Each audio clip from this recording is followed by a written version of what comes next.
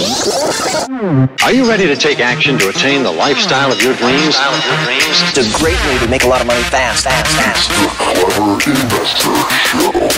Hey, what's up? Welcome back to Clever Investor Show. I'm your lucky host, Cody Spurber, the OG Clever Investor, and we are back in the studio. And today we got a very special guest, a reoccurring guest, one of the greatest real estate investors in the country, the amazing Jamil Damji is in the house. Thanks for having me, bro. And he's freshly recovered from a pretty crazy surgery. Yeah. I don't know if you guys follow Jamil. What's your social? You can follow me on Instagram at JDamji, JDAMJI. Yeah, go follow Jamil. He's fun, man. He's one of the coolest cats in real estate. Does all these fun, crazy videos and just a lot of great positive energy. And then one day, I see you're in the hospital. Yes. And you're a hot mess. Yes. And then I see you on social wearing a neck brace and still doing content. I just went, dude. It was pretty wild. You know, the train doesn't stop. You know, when you're going and things are moving, right? We had just sold out a mastermind. So let me take you back, right? Because you're probably wondering, how did it even happen, right? So what happened to you? Well, I woke up one morning and my whole body was numb. Like numb, you know, and it felt like you couldn't even feel your pecker. None of it. So I couldn't feel going to the restroom. Like it was drastic. That's a right? problem. Big problem. Big problem, right? And so you know, we make a doctor's appointment, and the doctor's appointment's like the end of the week, right? So I'm going through the week, and you know, in that middle of that week, I fell, right, and it was weird because I lost my footing, and it was just like I scraped my elbows up, and I'm like, man, that was so strange. But it was like my feet felt like they were asleep. I don't know, you know that feeling, right? So tinglies, and my hands. I still have that numbness in my hands. It's starting to dissipate now, but the sensation has restored itself in my body. But that numbness, you know, took me to the doctor. Doctor, talks to me for a little while. He's like, "Listen, I'm going to be honest with you. There's a syndrome called Guillain-Barré syndrome. It sounds very similar to what you're experiencing right now. I can't treat you. You need to go right to the ER." Wow. And so. I go to the ER, and well, not right to the ER. I went home first, and I tried to negotiate with my wife to say, hey, I don't think I need to do this. It's probably just going to go away. And she said, you are out of your mind. You have to go to the ER. Go. And so later on that evening, we go to the ER. I have an MRI. The MRI comes back. My spine is 98% impinged, right? So there's no cerebral spinal fluid making its way up to my brain.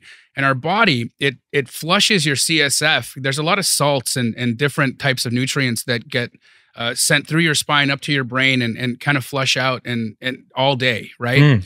And typically it makes that journey once a day.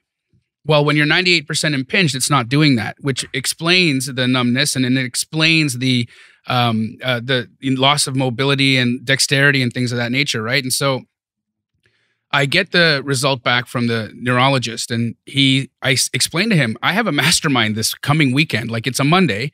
I have a mastermind this coming weekend. He's like, I don't think you have a mastermind this coming weekend. It's crazy that you were focused on serving your students instead of like taking care of your health. That's insane. It is. And it's I think a part of this, like, you know, the mentality of being an entrepreneur. It's just this constant like striving, go, and you sacrifice so much, yourself, your health, a lot of times family, so many things become compromised in this pursuit of excellence and service, right? And so that's the fact, right? And that's what I was in, and I wanted to show up for my students, and I wanted to be there, but at the same time, they're telling me the chances of you becoming fully paralyzed are like over 80%. Or having a stroke if you don't deal with this right now. If you decide to leave the hospital, I have to have you sign waivers about that thick, because you're going against my orders, you're going against my recommendations. You could very well pass away or become paralyzed, and I don't want you to come back and sue me for malpractice afterwards, because I've told you this is a bad idea. So I relent. I said, okay, when can you do the surgery? He says, tomorrow morning. That's how emergency this is. So they put me on the schedule. I go in. It was a C4, 5, 6, 7 fusion. So it was quite a few vertebrae. They had to remove all those discs, and then they implant like fake ones. I actually gained about a half an inch in height, which for me is pretty cool, because I'm, it was weird, right? And so I have this, C4, 5, 6, 7 fusion. Very scary. You kind of feel like your head's on a swivel when that happens, because it's so weak, right? and I'm in this neck brace, and I get discharged from the hospital, and I make it to the mastermind. I actually made it on Friday. The first day I show up, and the community, they all stand up and they're like, my goodness, like, how is this? I'm in a cane, I have a neck brace on, but I'm there, right? And I don't know if that was a good idea or if it was a bad idea, but I did it, right? And so I feel proud of myself for showing up, but looking back at it now, I'm a little bit, I have to chill out. I Yeah, do. you Like, do. I've got to chill out. Jeez because Louise. And it's crazy because you have been on this mission to lose a ton of weight. You're looking better than ever. You look healthy, and then this hits you. Yeah. And wow. Well, I mean, we were all praying for you. We're glad Thank you're you, bro. back. You're looking Thank you. good, and your head's moving around. Yeah. And look, for those of you that don't know, Jamil, he runs one of the largest, if not the largest, wholesaling company in the country. How many deals are you guys doing right now? We're still averaging anywhere between 60, maybe 70 deals a month just in our corporate stores. So that'll be Arizona, Florida, and Texas. And that'll be cumulative with all those different markets. Yeah. And then we have franchises, right? And that's a whole other beast. And so our franchises are operating very well. We're in operating franchises right now, about 80 markets that are actually operating, doing well. Of course, in these kinds of businesses, people sometimes come in and they just, it doesn't work out, or they don't do the work or whatever that is. Yeah. And so, It's a real business. Yeah, it's a real business, It right? doesn't matter how great the system is. If you don't actually put in the work to work the system, it's not going to do anything. But, we truly love the model. I got a text this morning from my Colorado franchise, who was actually the medic on our television show. He was watching what we were doing while he was swabbing us for COVID every day. And he's just like, man, as he's like picking my boogers, he's realizing like, I don't think I've figured this life thing out yet. Right. So he ends up becoming a franchise. He told me today that they cleared over $300,000 in their first year. And he's just so grateful. He's like, I can't believe that this is my life now. Thank you so much. And that's rewarding. It's rewarding to know that you're having an impact in somebody's life, and these kinds of connections can create, beautiful blossoming opportunities for people. Yeah, but it hasn't been this way for a lot of real estate wholesalers. This year's been a tough year. This a lot year's of been people tough for everybody. got obliterated. I know a lot of mortgage guys, real estate agent guys, wholesalers making half or less than what they made last year. Some of them are now out of business, trying different things. I know I've been very brutally open about like our challenges. It doesn't matter what level you're at. You're spending a lot of money on marketing, not spending any money on market. Everybody's feeling it. Yep. And, the Airbnb business was really tough. It took a lot of twists and turns. Yes. It's funny how all of a sudden it pops back up too. Though we sold a bunch of like shitty Airbnbs that just weren't doing that good. And the ones we kept are all gunning right now. Beautiful. It's amazing. Like I'm getting reports. We're making like, between 10 and 12,000, sometimes 14,000 a month for each Airbnb. And it's like, hell yeah, we're back in the game, baby. It took about 6 months to turn the corner. But wholesaling, let's talk about wholesaling, because a lot of, we've been on this real estate kick. I'm not interviewing or talking to anybody outside the real estate niche for 50 episodes. I'm like, fuck that. I don't care how cool of an entrepreneur you are. You could be my coolest friend. If we're not talking making money, doing real estate, I don't want to talk to you. So like right now, what are you seeing that's like, first off, where do you think the market's going? We're recording this. We're in December. This will come out probably in December or towards the end of December.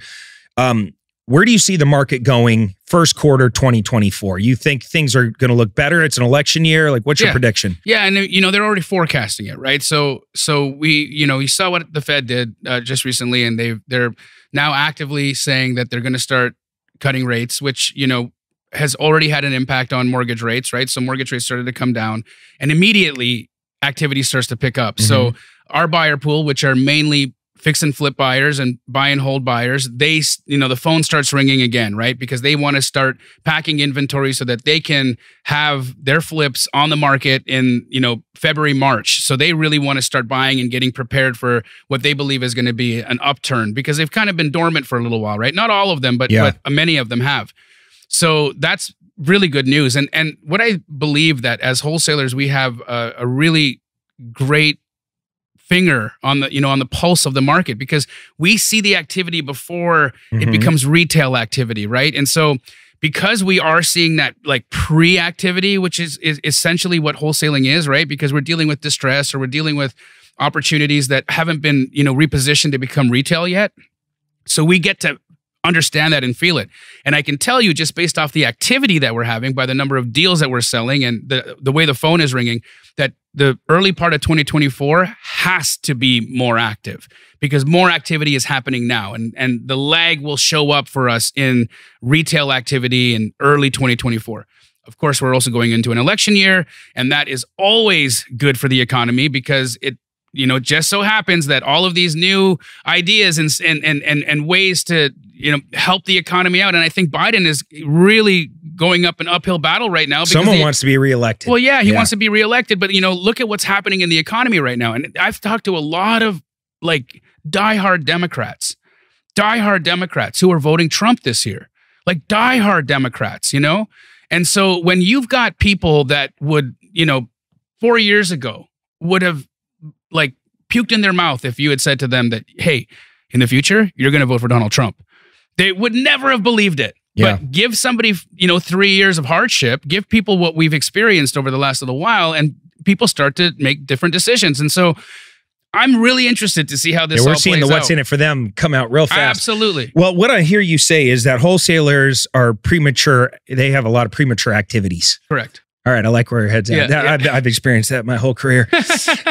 Well, dude, look, I totally agree with you. If people just understand the basic mechanics of the system, if you lower the Fed funds rate, that's going to indicate that the economy is going to be a little bit stronger. The Fed's behind the curve a lot of times. They were behind the curve on raising the Fed funds rate, and now they're a little bit behind the curve of lowering it. We don't want to go into a hard landing. Right. And so, you look at it and you're like, okay, they're going to lower it. And they indicated they're going to do it at least 2 times. So, okay, cool.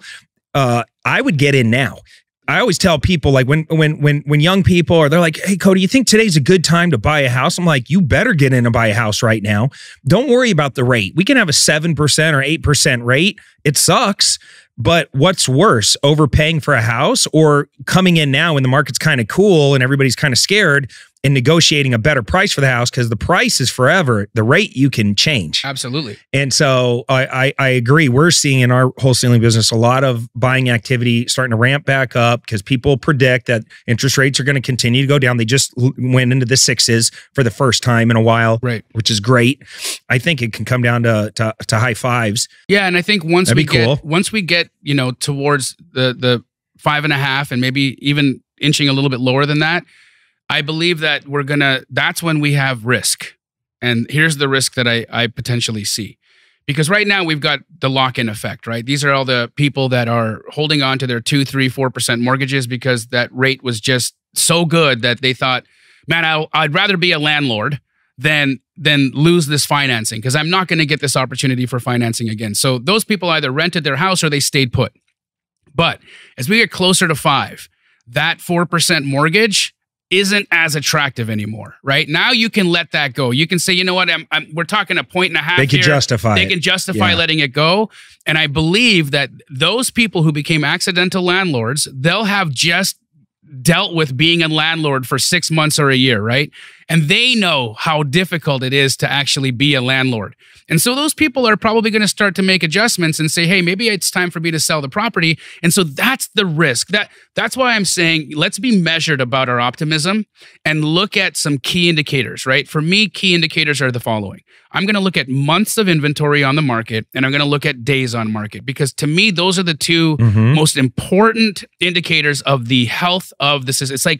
It's literally like blood pressure and heart rate for a human. That's blood pressure and heart rate for the real estate market. Days on market and months of inventory.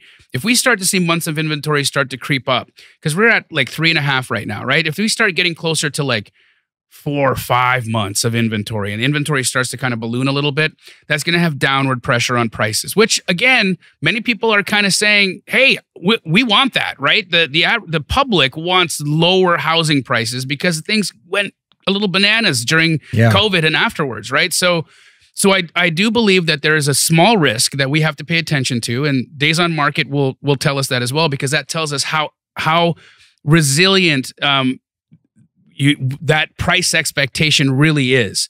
Because right now, if you're looking for opportunities, my students and our wholesale business are really going after those mature listings that are 90, 120 days on market where there is no activity. You're seeing steady decreases in price. So there's motivation. There's indications of motivation in that seller, but there's still just not been any activity there. That seller, because you can see they're reducing price, they are ready to take an offer. They want to trade.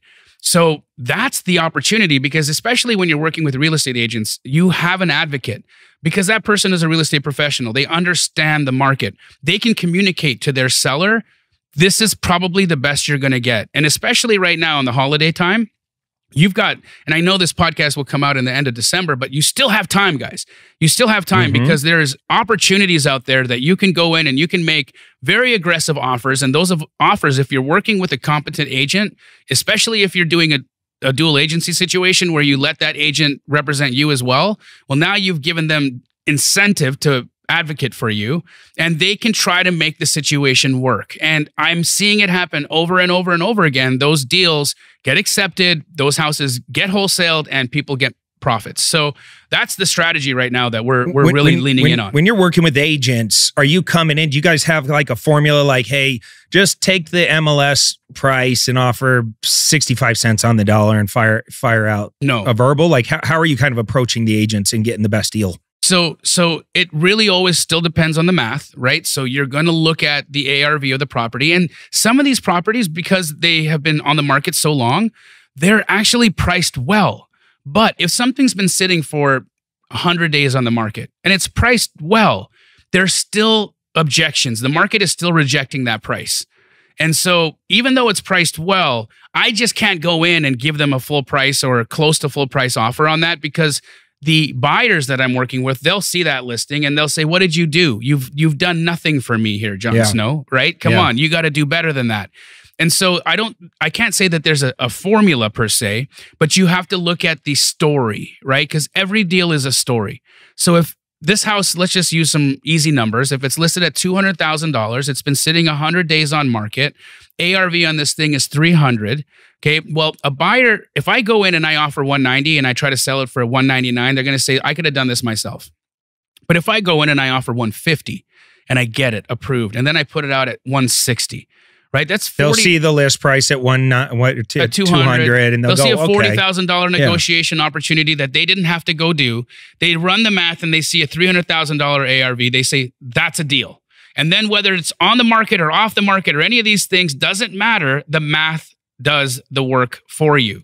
So that's our approach right now. And it's working really, really, really well. And that also helps us not have to have tremendous amount of marketing spend, because I'm not doing direct mail and I'm not doing pay-per-click. You're more working the MLS. I'm working the agent MLS relationships. and agent relationships. That's our primary bread and butter. Now, are you guys doing any novations on the back end? Or are you guys just selling to your really strong buyers list? We are. We're just selling to our buyers. Of course, we're still flipping, good opportunities. And right now, you mean actually taking it down and running a remodel? Yes. Yeah.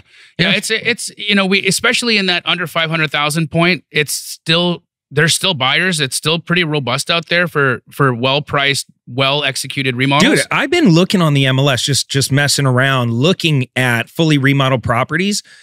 First off, they go quick. Yep. And there's not that many of them. Yep. Everything on the MLS is dog shit.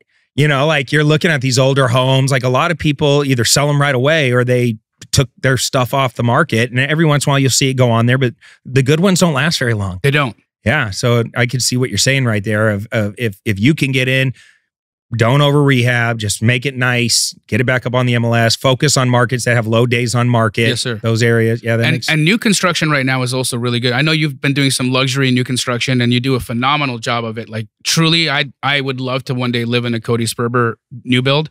They are dope. They're dope. We learned it. I'm going to share a lesson here in a second after you finish your thought. But you know what you're doing, right? You understand that. And so, we obviously are not doing luxury new construction, but we're focusing on that new construction price point of like $400,000. That's our sweet spot. Okay. And you get these strong working class house. Absolutely. Yeah. And you can find lots in South Phoenix and in West Phoenix in the $100,000 price point, right? So that's the sweet spot for your land cost. if you can build it around 135 a foot, which is where we're coming in right now for that type of product, you know, that's a pretty good profit margin once you get to it. And you're also helping the market because so these like 2,500 square foot houses. No.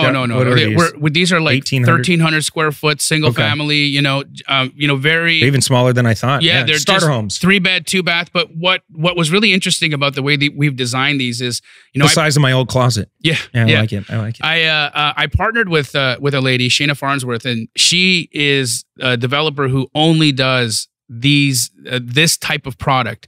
Because she grew up in one of these neighborhoods, right? And she understood how hard it was for families that had multi-generational living in it that were not designed for that type of lifestyle. And one of the gripes that she had was, you know, Jamil, one of the most disrespectful things that you can do in a low-income house is have a dining room. Like, let's be honest, okay? That room is unnecessary. It's unnecessary. And so what would people typically do? They put up bed sheets and they make a room in the dining room, right? And then now they're living in a house that they don't want people to come into because it's embarrassing for them. And so there's all these other issues that happen because you've got people living in ways that they wouldn't necessarily want to show others, right? And so understanding the life of what it looks like in there, where you have a lot of multi-generational living, where you need to think about living space and how to maximize it so that you can have, you know, 2 families in one single family house, which happens a lot in this economic bracket. So, you know, the kitchen island rather than a dining room is incredibly important. So instead of putting these tiny little kitchen islands in these houses, we're putting an 8-footer. We put an 8-foot. Everybody can gather around and dine on it, you know, and then there's no necessity for a dining room. We have an extra bedroom instead. And so we're thinking about how that group is living. And because we are doing that, when we actually put the house on market, people come in and say, this is functional. And even though we're not really overbuilding in terms of size, we are over delivering in functionality. And so that allows us to keep our price down and give a product out at a really good opportunity and price for the buyer, because there's just not a lot out there for $400,000 that's brand new. I'm going to go do 2 of these. Watch me, Jamil. I'm going to go do 2 of these real fast and I'll test it because I believe strongly. First off, I grew up in a house like that. Yeah. And I was joking about the size of my closet. Like I wish I had a 1,300 square foot closet. Well, I think one of your houses at some point had. And I've told this story before, you know, you build these big, beautiful, like, you know, $5 million house. I couldn't wait to get rid of it. Yeah. It was like a luxury prison. Seriously. It was like a big ass, my dude cost me $1,000 to deal with my fish tank. $1,000 to cut my grass, $1,000 to clean my pool. I had a guy watering all my plants for $1,000. Everything's a fucking $1,000. Like you look up and you're like, oh my gosh, I spend 50 G's a month on dumb shit. Yeah. And I haven't even got to my cars and life yet. Right. You know, it's just a house for 50 G's. And the day we sold it, even though I made great money on it, I was just so over it. And it's cool for a second. It's like, you know, the day I bought my Rolly. Right. The day I bought my Lambo. Yeah. It's cool for a minute. And then it wears off. It wears off real quick. And I just look at it like, damn, that was dumb. And I'm at a stage in my life right now where I just want simplicity, happiness, and I want to go fast with my money. There you go. You know, so I just want to buy more, bigger, cooler shit. We were talking right before this podcast. I bought 2 banks. That's so cool, dude. Yeah. And so what's your plan with the buildings? Well, I'm going to shoot some content in them because how cool is that? Where am I going to store all my millions? In my own bank. Yeah, I can just see you like Scrooge McDuck style, figuring out how to put coins in the vault so you can swim in it. So here's what we're going to do. We need to go film a video where we get a big ass slide, but there's no money in the vault. And you're like, bro, what are you doing? And they're like, I'm just practicing. So when all the coins come in here, I could Scrooge McDuck into them. That's great. But that's a DuckTales reference, by the way, for any of you guys that are millennials or Gen Zers for that. Yeah.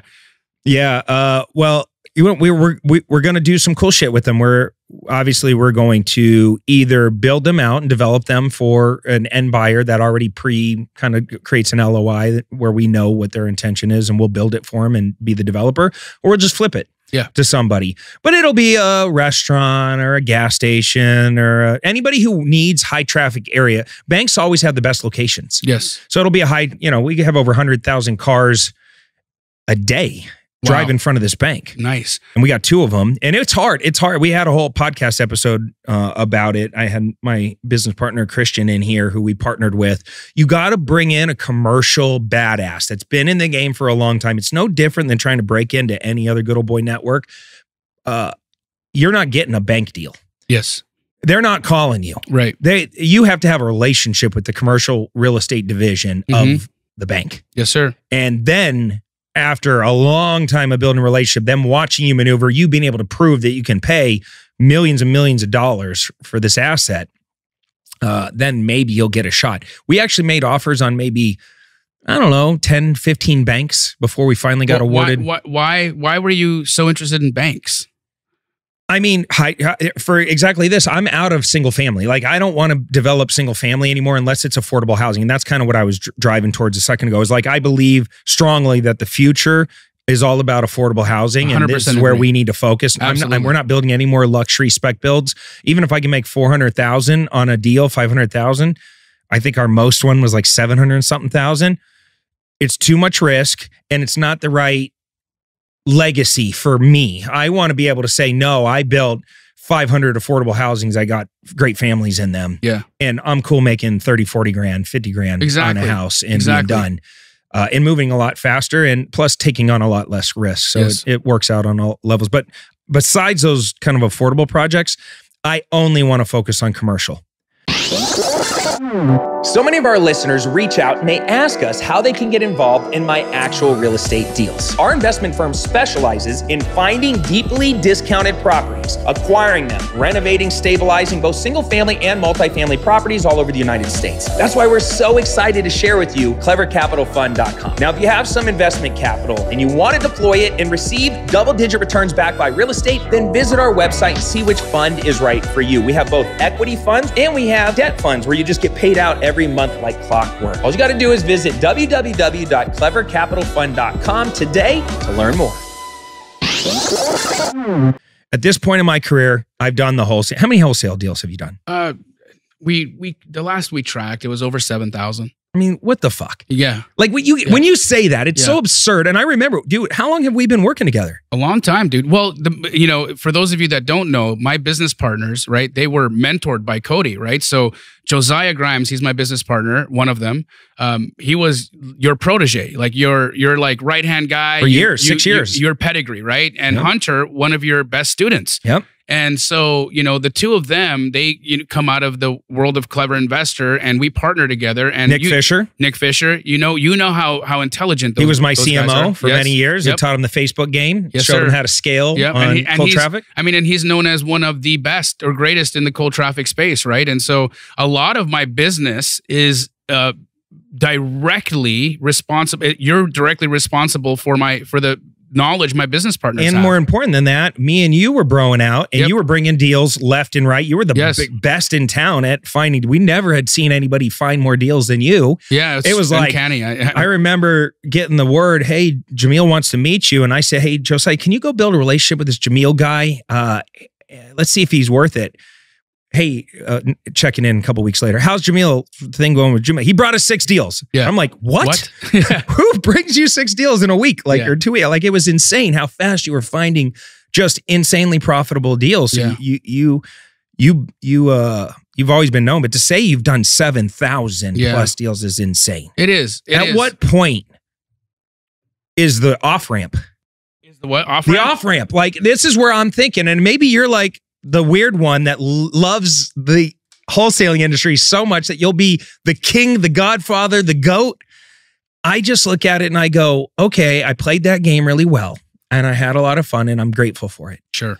But I want to look around at the end of my time and I want to say, you know what? I 10x'd my thoughts. I went big in these big, scary things that were so far out of my comfort zone that it's more about growth for me and this feeling of like stepping into something scary. I don't know anything about commercial. It's scary. When I first started thinking about like, how do you raise $100 million? It felt so absurd to me because I'm trying to raise $200,000 to go scale my flipping business. Sure. It's such a disconnect for most people to think like, how would I ever do that? And then I was like, well, how do I do anything? how do you eat the real estate elephant? Yeah. One bite at a One bite time. I'm like, okay, I'm going to network with all the right people. I'm going to increase my skills and capabilities. I'm going to develop a game plan, and I'm going to go do what I always do. I'm going to play full out outside of my comfort zone and keep pushing, taking massive action, take whatever ass kickings I get along the way. And eventually I'm going to eat this fucking elephant and I'm going to raise 100 million. That's it. And I'm going to go buy not one bank or two banks. I'm going to buy 200 banks. Yes, sir. And I'm going to redevelop them into, these projects all minimum are like $1.5 million to 2 million profits. Some of my projects that I have on the table right now are the shorter term ones are like 8 to 9 million, and the big boy ones are like 150 million. Goodness, bro.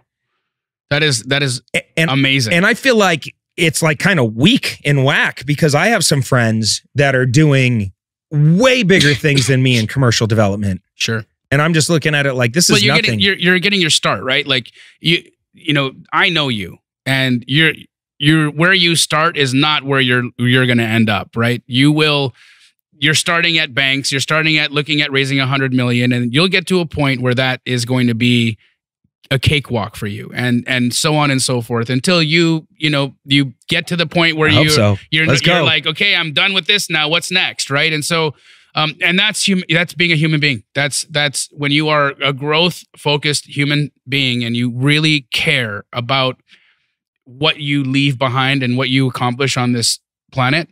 There is no stopping. There is no stopping. It's not a matter of off ramp, because even the off ramp becomes the journey. Right. And what is then what happens on the off ramp, and what am I going to do over here? It's, it doesn't end until you're dead. Right. I don't believe in this thing that oh my God, I'm going to work so hard and then I'm going to rest so well, because I can't do it. I mean, once you take a vacation and by day 11, you're ready to go back. Yeah, man. Yeah. Like, it's like, okay, come on, right? Let's speed up this vacation thing. Let's go. Let's get back to the grind. And that's, again, I'm not, look, for anybody watching this right now, I'm not going to tell you that that's healthy. Okay. It's not, it's just me. It's how I am. It's how God wired me. And I have to be true to my wiring, because it is what drives me, right? And I know when I'm being true to myself, and I know when I'm not. And when I'm being true to myself, I feel good. And when I'm not being true to myself, I don't feel good. And so I've been really focused on what's happening with me emotionally, right? How am I feeling about this specific situation, these people, this opportunity? Does it fire me up? Does it light me up? Does it make my eyes sparkle? Or do I feel dejected? Do I feel nervous and anxious? And do I feel fearful? Do I feel negative and bad? If I do, then that's not for me. And that internal emotional guidance system, which we all have, is one of the most real and most true treasure maps you can ever follow in your life. If you follow that treasure map, and I mean it, like really paying attention and getting still with yourself and checking in with how you feel about something, and then take a step, that will guide you in ways that will take you to the highest and best version of your potential here on this planet. And you're doing it. You're living it. And we have friends that are living it. We get to see them, evolve. I think that's part of it, though. How many cool people do we get an opportunity to hang around that you're like, wow, they're really playing full out. I need to step my game up. Yeah. It's a lot of inspiration from our friend group. And I'm at a point in my life, bro, where I just want to be fucking happy. Yeah. I don't want any negative people around me. That's why I don't hang around most motherfuckers. Like, I watch people, and it's the thing that pisses me off most about our industry, the real estate space, is when I watch all these fake people with their fake love and their fake smiles, and I see their fake Instagram with their fake engagement and all that stuff. And I'm just watching it, and I'm just like, you can keep all that. Like, they come up to me at events and they're like, Cody, I love you. You got me in the game. Can I take a picture? Yeah. And it's like, I don't want to shake your hand and take a picture. Not because I'm an asshole. It's just because I know what you're doing. You're trying to get association to get the clout when you really don't love me. Exactly. You're not really my people. You're not there for me. In fact, I hear you guys talking shit behind my back. Yeah. And all roads always come back to me. I always hear it. I just am choosing at this point in my life. It's like, you keep that over there. When you earn a spot at the table, I'll embrace you lovingly and warmly. But until I see the work over a long period of time and you earn that spot, like, keep all that fake bullshit over there. And it sucks because our industry needs leaders and it needs people to step their game up, like you, like Pace, like everybody in our friend group, Brett Daniels, Bryant, my business partner, like beautiful people. Yeah. Brett Tanner. Yep. I mean, we can list a ton of them here in the Valley. Like, who am I missing? Yeah. Like, shit. Yeah. Chris Iman, he's a boss. Wonderful dude, right? Like you look at these kinds of people and what you see is history. And you can see a track record of integrity, performance. And that is what keeps people in the game. You don't last this long in this business being a dickhead. You don't. You'll burn bridges. You might make a little bit of money in a short spurt. Yep. There was this guy, I tell this story all the time. His name was Troy Funk.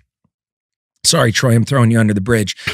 I don't know him, but no, because he doesn't exist anymore. Okay. But he was the biggest wholesaler in town when I was first breaking into the business. Wow.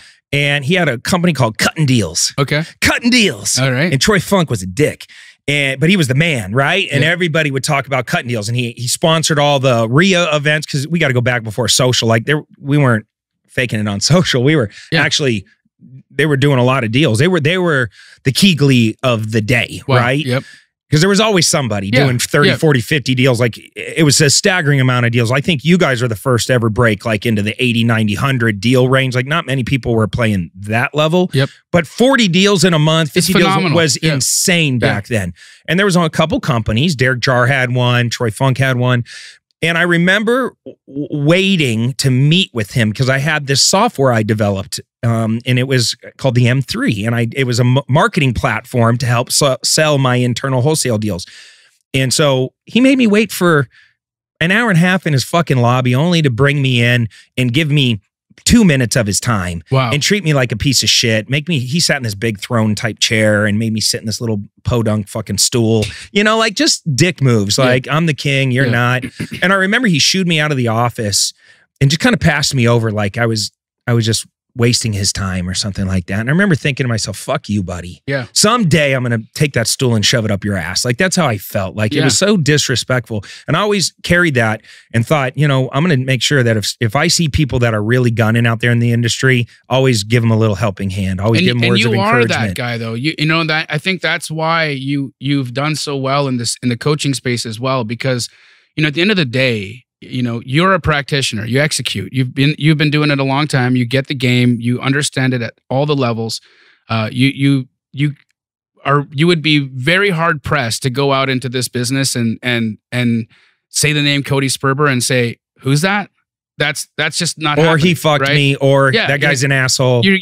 Well, maybe you get that. Yeah, I do get the asshole. I'm lying. I get the asshole thing quite a bit. But the fact that you're like that, you are not real. If they know me though.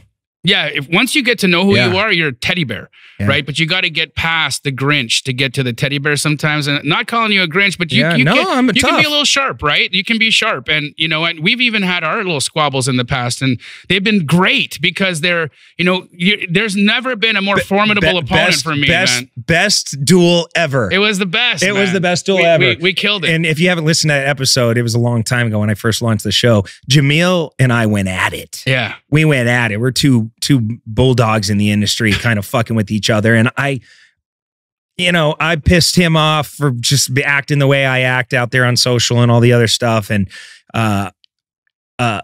we were going at it, and out of nowhere one day, I start getting my phone is blowing up. My fucking personal cell phone is blowing up. And it's like, yo, can I come over to your house? Can I come meet you? Do you still have it? Do you have the Oscar Meyer Wienermobile? Is it still available? What a great price. Can you tell me about the wheels? Can you tell me about the insides? What's inside the Oscar Meyer Wienermobile? And I'm like, what the fuck? And I'm getting not one, not two, but hundreds of messages. And I'm like, what the hell is people talking about Oscar Meyer Wienermobile? And then it clicked. Like in a split second, I went, somebody put out a fucking ad where I'm selling an Oscar Meyer Wienermobile. So I go on Craigslist and I find the fucking ad. And it literally is a picture of the Oscar Meyer Wienermobile at like super big discount. And I was panicking, trying to get this fucking ad off of online. And so, me being Cody Spur, I started calling all my friends. I'm like, I need you to track IP address. I need to know who posted this ad and what went down.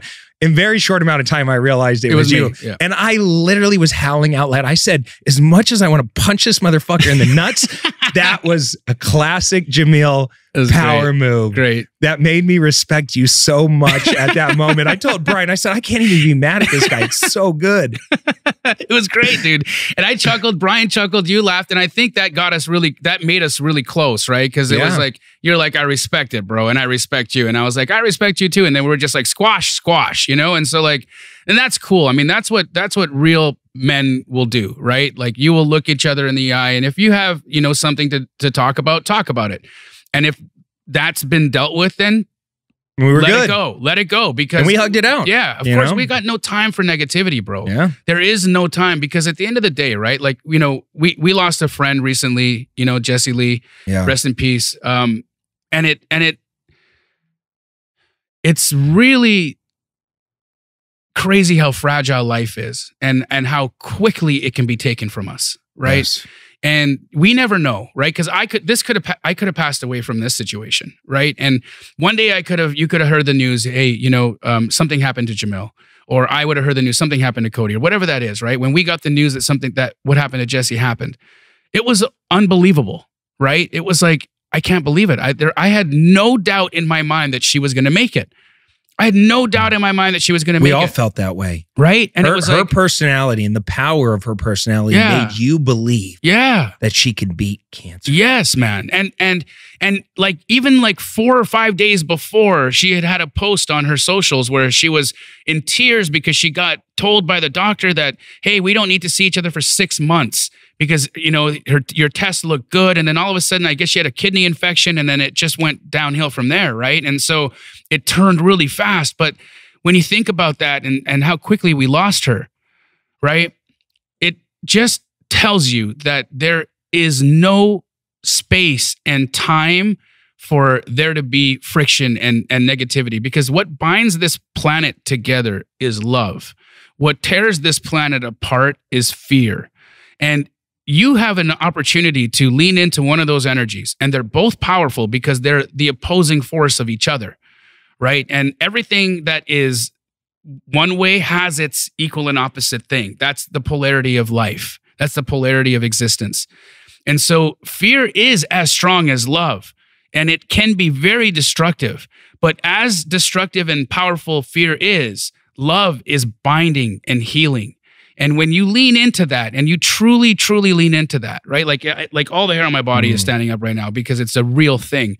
When you lean into love and Jamil's a very hairy man. Yes. Just so you know. Yes. When you lean into that, it's different, bro. It's so different. And when you ask the off-ramp, right? The tangent here for a moment. I've been, you know this, I meditate. I've been meditating for, 7 years now. It helped me beat alcoholism. It helped me, when I was dealing with prescription pain situations, right? Like it really helped me. But it also, I believe, allowed me to begin visualizing and really connecting to what could be a potential. And in anchoring to these potentials that I was creating in my mind, I was building universes, bro. And I've been able to step into those universes as I've built them. And it's incredible what the soul and what love and what like the mind and energy can accomplish here. And everybody has that power. Nobody was born without it, which means none of us are extra special than the other.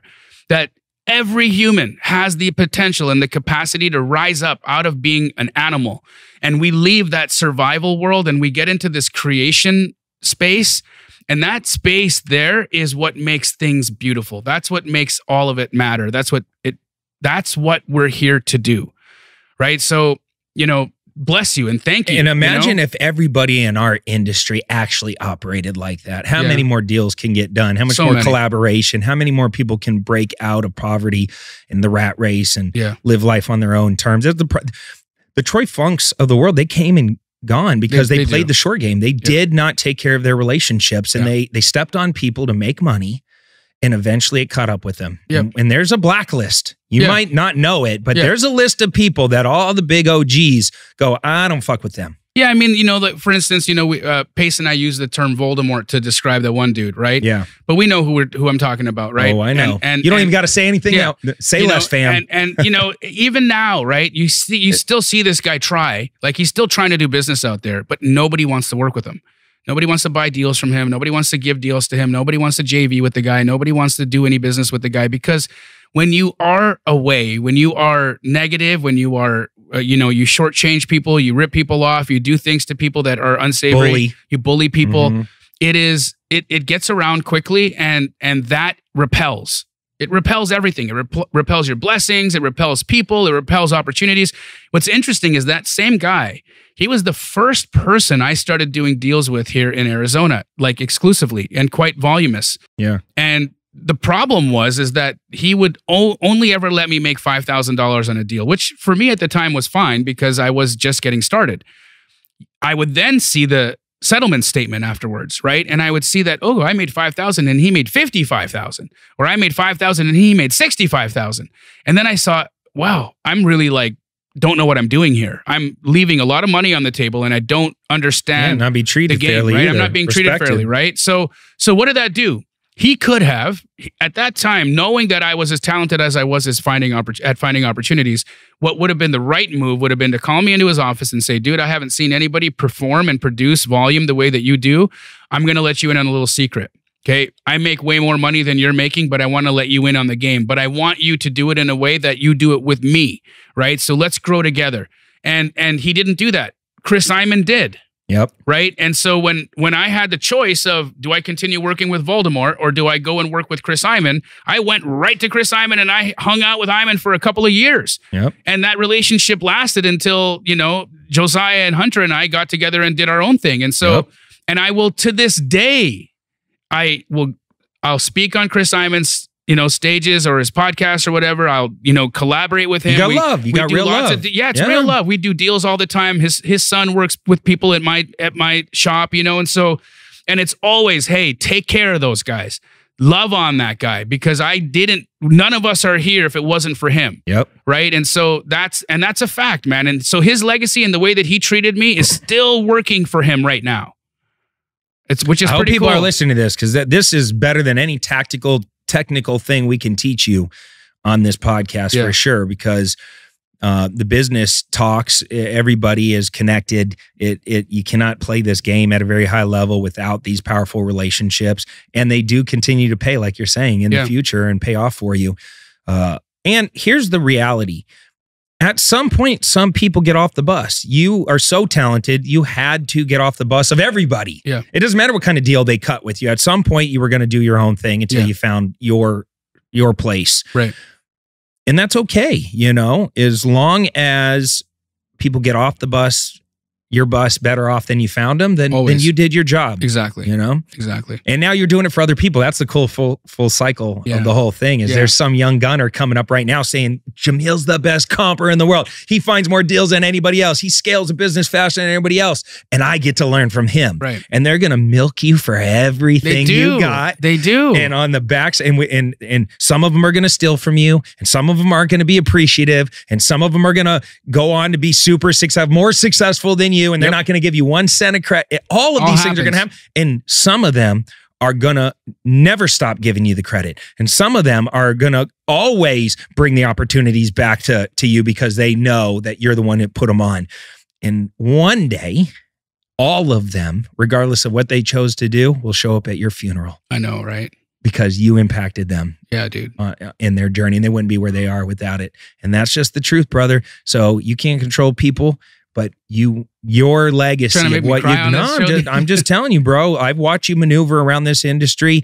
You are a rainmaker, a change maker, and a leader. And we need 500 more Jamils, because I watch you even with your students. Like, you're putting them through somatic release breath work with my ex-wife. You're doing meditation with them. You're talking about health and trying to get them to push themselves on a health side, on a spiritual side, not just the money side.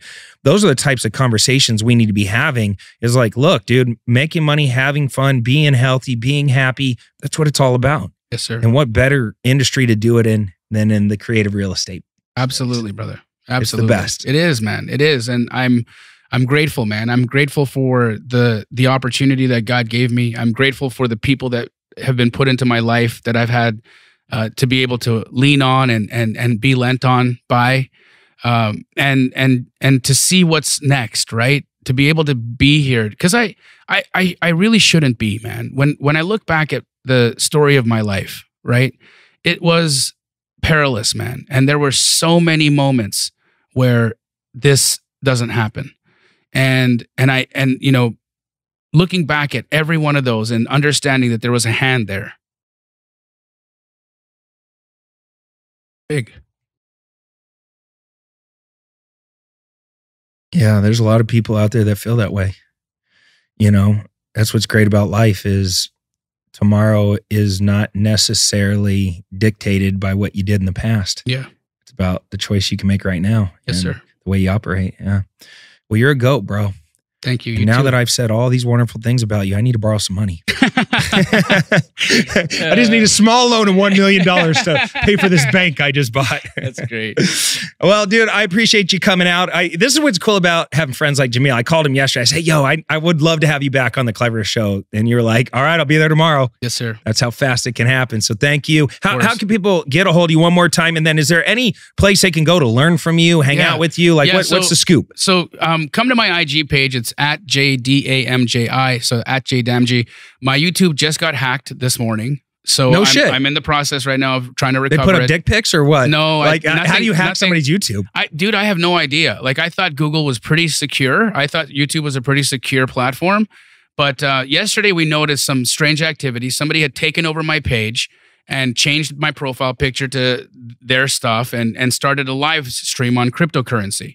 No way. And so then we're like, what? And so we got in there, we kicked everything out and we changed all the passwords and, you know, we did all the things that you should do. We had already had two-step verification on and they were able to bypass all the security again. And they came in the middle of the night and started running the cryptocurrency stream again.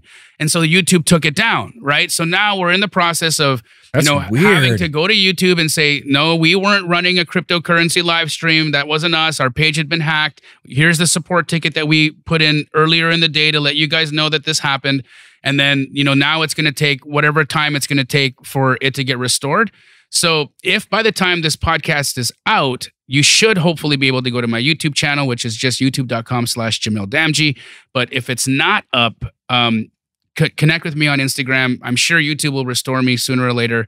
And my payback for the Oscar Meyer Wiener was me streaming crypto. All right. Well, no, that's crazy. I wonder what other things that they can get into now that they were able to do that, even with the two-step verification. They must have. It's pretty wild, man. There's the hackers out there, because even my IG had been hacked once before too, and it also had two-step verification. And what was really interesting is I remember Pace and I were traveling one day, and I was sitting there in the hotel room. It was early in the morning, right? And all of a sudden, I got a pin on my phone, and it was like your Instagram verification code, right? And I'm like, what? Who's logging in? Yeah, right. It wasn't me. Yeah, and then. I start texting my team. I'm like, who's trying to log into IG right now? And then I go to IG, I'm locked out. And so they're bypassing two-step verification. Like, this two-step verification process thing isn't really secure. So, I don't know how Google, Instagram, or, Meta or whatever, I don't know how they are combating this type of security risk, but it's real. And it's damaging, right? It's terrible because it's how I communicate with my community. It's how I'm putting content out. It's how I deliver. So, I'm super hopeful that this gets restored in the next, 48 hours. I know it's doable because I've talked to the people that have. I'd be ashamed to have to restart a whole new YouTube channel. It's hard as hell to grow those. I've been, every subscriber I've earned, every single dang one of them. So to have to start over again would be a shame. But there's a lot of things this year that I'm having to start over, and it's okay. This morning when I saw that happen, there was a moment where I was like, really, God? Okay. Because it's just been, it has been tough, right? It's been one of those years where, personally things have been tough. Thankfully, professionally, things have been good, but personally, life has been hard. Health-wise, life has been hard. My dad, diagnosed with cancer and dealing with that. I got lost $1 million in a Ponzi scheme. My dog. I was there for that whole thing. You were there by for the way. whole thing. That's a whole nother episode. Yeah, there was just a lot of mishaps happened, right? Mm. And I look back at the year and I think, okay, every one of those things strengthened me. Every one of these have pushed me in a direction to better me. And I also feel that when you have a year where you've been the punching bag, I truly believe that what's after that is the resurgence, right? Pain to prosperity. Always. From tested to testimony. Yes, sir. I love it. So I've been going through it. So watch out, guys, because 2024 is if the natural cycles of life and the waviness of what this world is, because it's all vibration. Everything's a wave, right? So anytime you're on the down, just understand that you'll be on the come up, right? And so I'm where I am right now, and I know that there is a turning point. Have I hit bottom? We'll see. But that's a great place to be. Yeah. In a weird way. Yeah. I told you about my turbulent year. And so, wherever you're at in that journey, just know you got a lot of motherfuckers supporting you, bro. Thank you, man. A lot of great people that got your back and would step in a heartbeat to help you out in any way. And there's no doubt Jamil's going to absolutely dominate in 2024. All things, doors closed, doors open. Yeah. And you're the type of guy that walks through it. Yes, sir. So, yes, sir. All right. Well, I can't wait to see what you do with it, baby. Thank you, man. Thank you for coming on this show. If you guys got some value from this, make sure you go follow Jamil. And that's it. Share the show with a friend who is in the real estate space. Maybe they're struggling. Maybe they're murdering it, but they need to hear some of these powerful messages. And it would be great coming for you just to say, hey, listen to this, thought of you, wanted to share it with you, listen to these minutes here, wherever Jamil was dropping some serious knowledge bombs or whatever, and just help spread the word that the Clever Investor Show is all real estate for the next 50 episodes. Till next time, we're out of here. Take care. Comb your hair. Peace. Hey, Cody Sperber, the original Clever Investor, host of the Clever Investor Show podcast, and I'm shooting this ad right now to let you know that this podcast exists.